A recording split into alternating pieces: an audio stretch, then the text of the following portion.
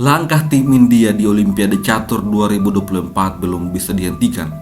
Terbaru, India baru saja mengalahkan tuan rumah Hungaria dengan skor 3-1. Vietnam dan Cina menyusul di posisi kedua dan ketiga setelah hasil imbang yang cukup fair. Iran menduduki posisi keempat setelah mengalahkan tim Magnus, Norwegia, dan juara bertahan Uzbekistan naik di posisi kelima. Sedangkan timnas Indonesia harus bersabar dan turun di posisi 78 setelah kalah dari Finlandia. Pada kesempatan ini kita akan mereview game dari Satria Duta Cahaya ketika mengalahkan Mikhail Agopov. Meskipun memenangkan permainan, kemenangan Satria Duta tidak berpengaruh banyak karena Indonesia tetap kalah dari Finlandia. Mikhail Agopov memulai dengan E4, lalu Satria Duta bertahan dengan pertahanan Sisilia. Kuda F3 dan G6 ini akan mengarah pada Sicilia Dragon. Setelah itu, putih mendorong D4, terjadi pertukaran pion, kuda makan pion, lalu kuda ke petak C6. Mikhail Agopov kemudian mendorong C4. Selanjutnya, pengimbangan kuda ke petak F6 dimainkan Satria Duta, lalu kuda C3. Setelah itu, Satria Duta mendorong D6, persiapan untuk pengimbangan gajah petak terang. Di posisi ini, Agopov mendorong F3, menghalangi laju gajah untuk menyerang menteri. Langkah ini juga persiapan untuk Yugoslav attack nantinya. Satria Duta kemudian langsung gajah fianchetto, dan dengan demikian dia siap untuk rokade di sayap raja. Ini dibalas dengan gajah E3. Setelah itu, Satria Duta mendorong A5. Sebuah langkah yang kurang tepat menurut analisa komputer. Putih membawa kuda D ke petak B5, lalu Satria Duta rokade ke sayap raja. Setelah itu, gajah ke petak E2, kemudian gajah E6.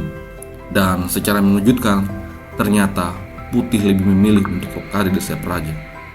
Itu artinya dia masih berpikir untuk menyerang dengan Yugoslav attack. Kemudian Satria Duta di posisi ini menarik mundur kuda ke petak D7 dan dibalas dengan benteng B1. Kemudian kuda masuk ke petak C5, sebuah manuver ke sayap menteri dari sayap raja. Mikhail Agopov kemudian mendorong B3 dan di posisi ini Satria Duta kemudian langsung mendorong F5. Itulah mengapa kuda bermanuver karena pion F akan didorong. Kemudian terjadi pertukaran pion, gajah makan pion dan membuat benteng berada dalam ancaman.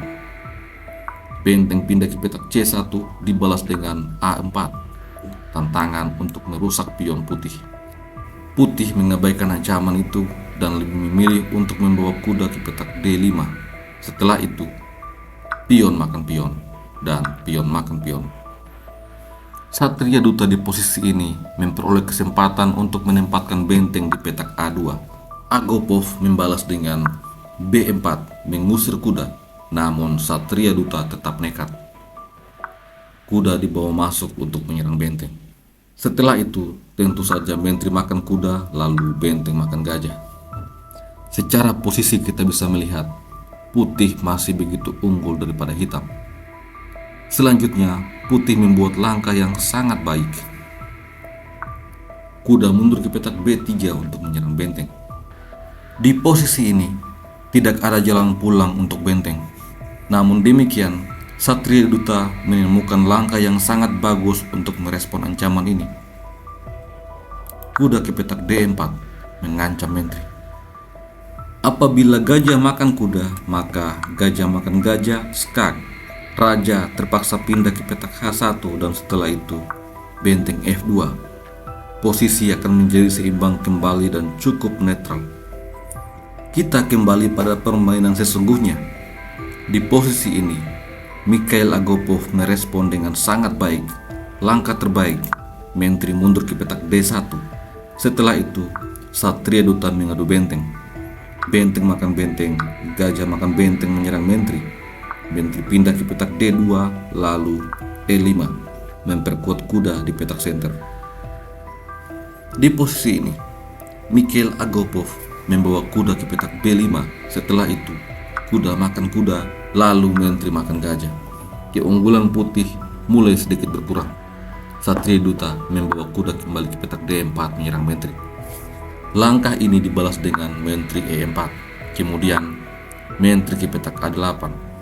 Setelah itu, gajah makan kuda, pion makan gajah. Keunggulan putih yang tadinya besar semakin berkurang. Sekarang, evolution bar menunjukkan bahwa putih hanya unggul 0,2 poin. Sebuah keunggulan yang sangat tipis. Segala hal masih mungkin bisa terjadi. Mikhail Agopov kemudian membawa benteng ke petak E1. Lalu, menteri masuk ke baris kedua. Kemudian, menteri D3. Setelah itu, raja menghindar ke petak H8. Langkah ini adalah kesalahan yang dimainkan oleh Satria Duta, karena evolution bar menunjukkan bahwa putih unggul begitu besar. Langkah terbaik seharusnya di posisi ini adalah B5. Namun putih tidak melihat hal itu dan memilih untuk mendorong G3. Posisi kemudian menjadi seimbang dan Satria Duta mendorong B5 terlebih dahulu. Tentu saja jika pion makan pion, maka kuda akan jatuh dan disikat oleh menteri. Oleh karena itu, kuda masuk ke petak B6. Lalu menteri A7 menyerang kuda. Ini dibalas dengan C5, menjaga kuda. Pion makan pion, pion makan pion.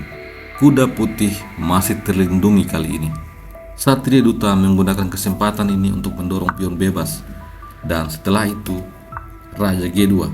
Satria Duta menyerang pion dengan menteri A5.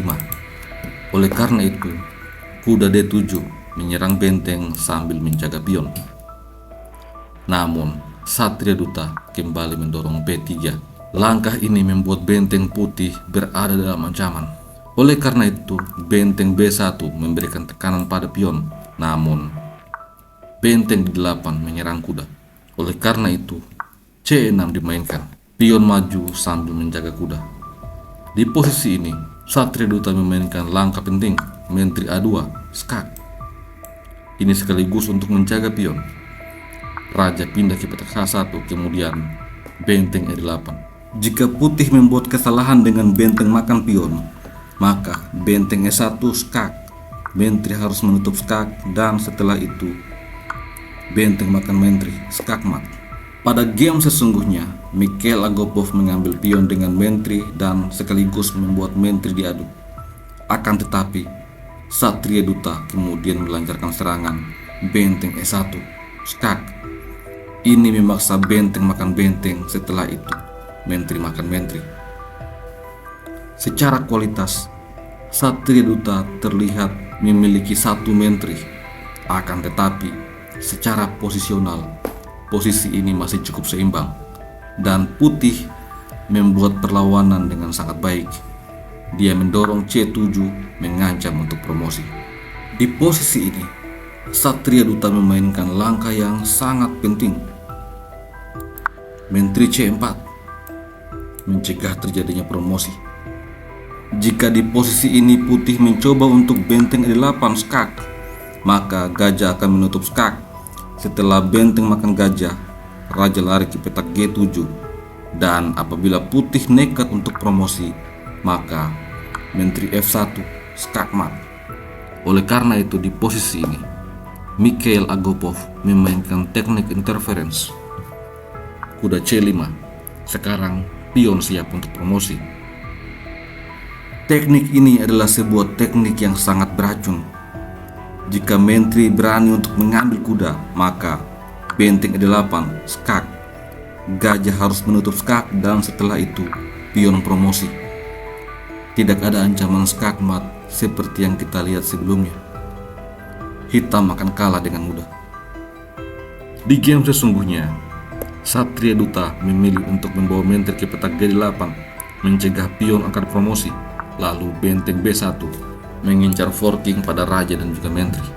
Oleh karena itu, Satria Duta memainkan gajah E5 dan benteng B8, langsung membuat menteri tertekan. Di posisi ini, Satria Duta kemudian memilih untuk mengambil pion. Setelah itu, benteng makan menteri, raja makan benteng. Dan kemudian Mikhail Agopov membuat blunder yang sangat fatal. Kuda menyerang gajah.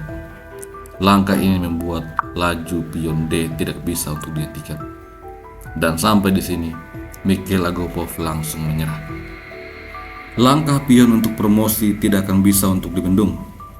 Jika raja mencoba untuk mengejar, maka pion tetap akan maju dan setelah itu pion promosi dengan sangat mudah. Kalau kuda makan gajah, maka laju pion sangat lebih lancar lagi. Dan jika kuda mundur misalnya untuk menyerang pion, akan dibalas dengan gajah makan kuda. Setelah pion makan gajah, pion akan kembali promosi. Tidak ada yang bisa menghalangi laju pion dan sudah tepat jika putih harus menyerah. Sampai jumpa lagi pada video selanjutnya. Salam Gens Unasumos.